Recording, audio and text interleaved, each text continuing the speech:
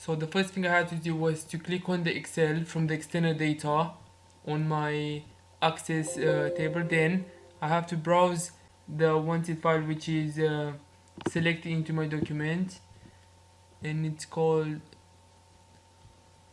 the Austin 1418 assignment 3 tutorials and other pieces of work. And this is the patient that I'm gonna add. Then after, I have to click on OK. Have to select the first row so you can view like the patient ID, patient name, patient surname, etc., gender, etc. Then I have to click on next because everything needs to be fine for the fill options. Then I have to click on next again, and then I have to click on finish. Patient is already open, and as you can see, my patient table is already here completed, which means that the exporting was a success.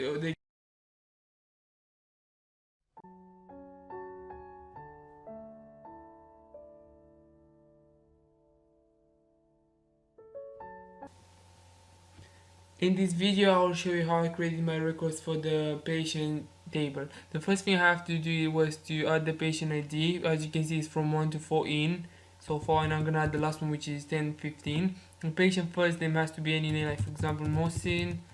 The patient last name could be any name as well, like Hussein. The patient gender has to be between male and female, and in this case Mohsin is a male name, so I'm gonna choose male. The first line address is the first line address of the patient, obviously, which would be Crooks Lane Road. The postcode has to contain capital letters and numbers. One second. Yeah, the borough has to be around Waltham Forest, and for this patient I can say his borough is Waltham Forest. The town is London, and the telephone number is the telephone number looks like that because it will be easier for the patient to spot any mistake within his number and change it if it's the case. The emergency contact first name is the person that can be contacted if something happens to the patient, like Adil Hussein could be the first name, and Hussein could be the last name for the emergency user. Then this could be the user's telephone number, and this is for the fields.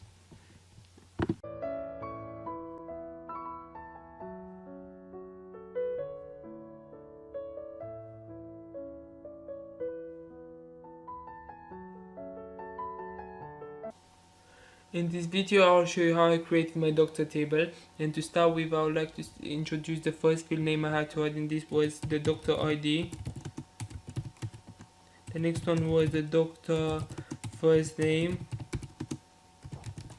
The next one was the doctor surname, so any user would be able to know what the doctor's first name and surname is, like the contact details as well and other stuff. The doctor first line address is another important field for this table because it will allow the users to see where the doctor lives if there is an emergency. The next one would be the doctor postcode. The doctor borough will be also really important because it will tell the users, like the hospital, where the user lives, where the doctor lives, and they can contact him. The next one would be the doctor mobile number, so the hospital or wherever the doctor works could contact the doctor through his mobile number. And then the last one could be the doctor gender, which is another important field because it allows the user to see if the doctor is a male or a female, if they have preferences. The next thing I would like to show you will be how I managed to save all my details and create the first record. One of the first thing I have to do was to add the doctor ID, which could be any number like 2. The first name could be Ali or whatever the doctor's name is. Then the third field would be the doctor's surname, which could be any surname like Hussein. The doctor's first name could be 12 Cummins Road. Next one would be the postcode 960B.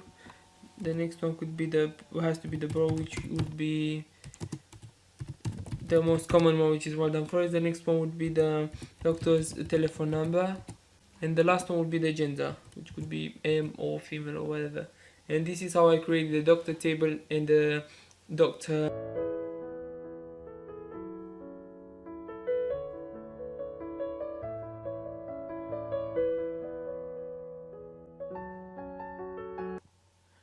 In this video, I'll show you how I set up the data consistency within my tables. The first data consistency I will use was the validation rule.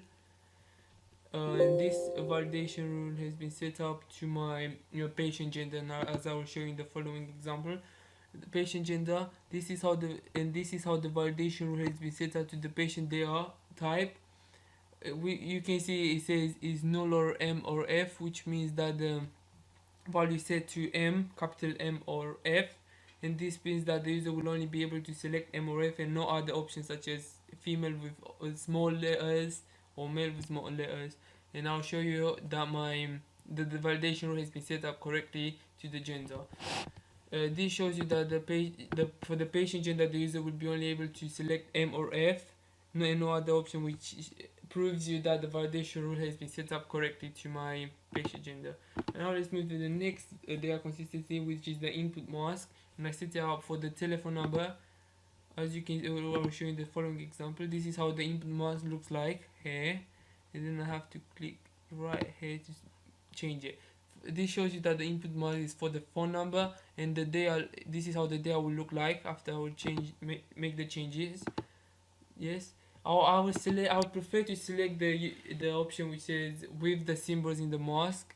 This is how I would like to store the data, because it will be easier for the patient to spot the errors if there is the case for them to misspell one number for their phone number. And then I just click on next, and the process finished. Now I'll be able to test if the input mask has been set up correctly to my patient telephone number.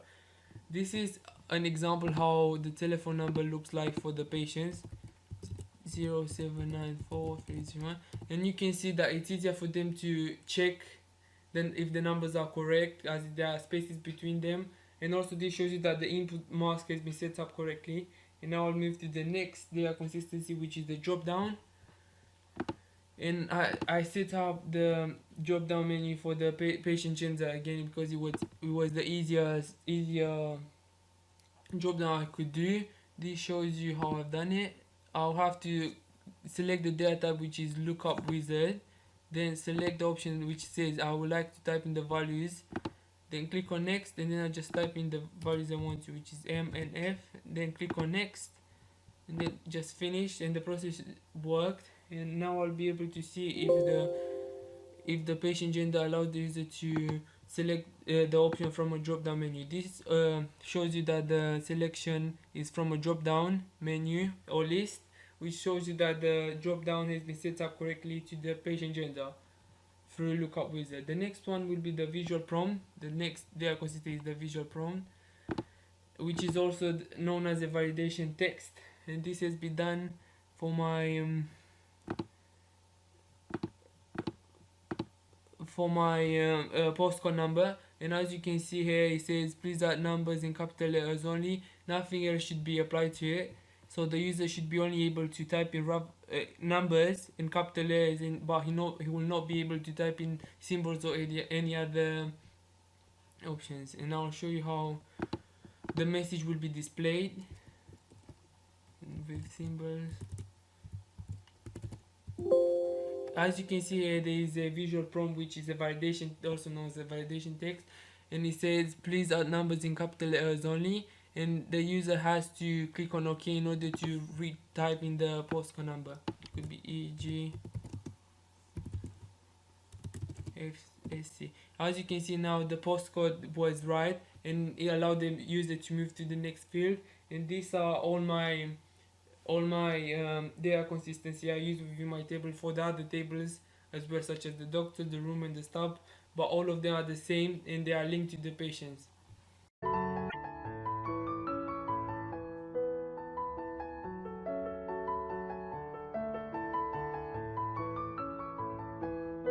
In the following section of my video, I'll show you how I create relationships throughout my tables, and how I use referential integrity throughout these tables. So the first thing I had to do was to click on table, Then I had to click on relationships. As you can see, all the tables are opened up, and now I had to drag and drop each one of them into my relationship. The first one would be the appointment, that's the most important one. Be placed in the middle, and the other tables such as patient, doctors, room, and staff would be placed as a one-to-many relationship. Doctor, room. The next one, the last one is called staff. And now, as you can see, I have one-to-many relationship for each primary key added to the appointment. And if I click on the patient ID, which is the primary key for the patient table, I would be able to select the patient ID for the appointment. And then, as you can see here, I I selected enforced integrity. So in the relationship type is one to many, and this shows you that the relationship is correct. Also, the table is set from patient to appointment, which also proves you that the relationship is done correctly, and the referential integrity has been enforced correctly as well. In order to do that, I will have to close all the other uh, tables I have open up, and now I should be able to select, edit it, select everything and click on OK. And as you can see, the relationship is from one to many, and it's fine, and it worked fine. The next one would be the doctor. I had to select from doctor a primary key for the doctor table to the doctor on the appointment. Select on yes. As you can see here, the table is the doctor, and the other related table is the appointment. Both are the primary keys doctor ID, called ID, and the enforced integrity is enforced, and as well as the cascade update and cascade delete, and the relationship type is one to many. The next one will be the room. Then this refers the room ID for the primary key in the room table. I had to click on this. Then, as you can see here, the table is room, and the appointment table is appointment is the related table. The primary keys are room ID for both, and enforced integrity has been selected, as well as the cascade update and deleting. The relationship is one to many, which shows you that room ID has been correctly set up for the relationship and the referential integrity. The last one would be the staff. The staff to the staff ID would be here. Yes. The table is the staff, as I told you before, and the related table is the appointment, as this is a one to many relationship, and the same primary key is added from the staff to the staff ID placed in the table, and enforced, and referential integrity has been enforced, as well as the cascade update. And then after I click on OK, I should be able to move all the fields around so it will look clear for you. And as you can see now, this is what I created for my relationships, as well as the referential integrity.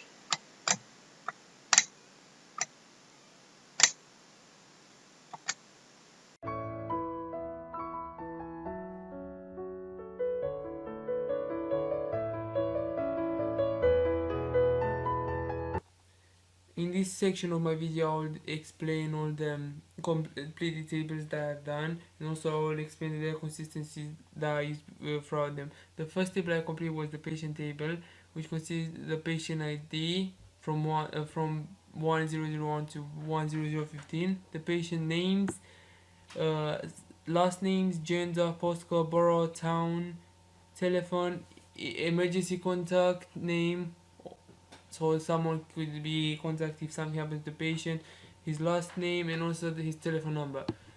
The next table I completed is the staff table, where I have to include an ID, a staff first name, staff surname, staff first line address, postcode, borough, mobile number, and also gender. The next one was the doctor, where I have to complete doctor ID from 2 to 15. The next one was the doctor first name, doctor surname, doctor first line, address, postcode number, borough, mobile number, and also gender. The next one was the room, which had need to include an ID and a room number and also a location. And the last one was the appointment, where I had to include an ID, a date, time, that if that appointment was attended or not, the doctor ID, the patient ID, the staff ID, and the room number.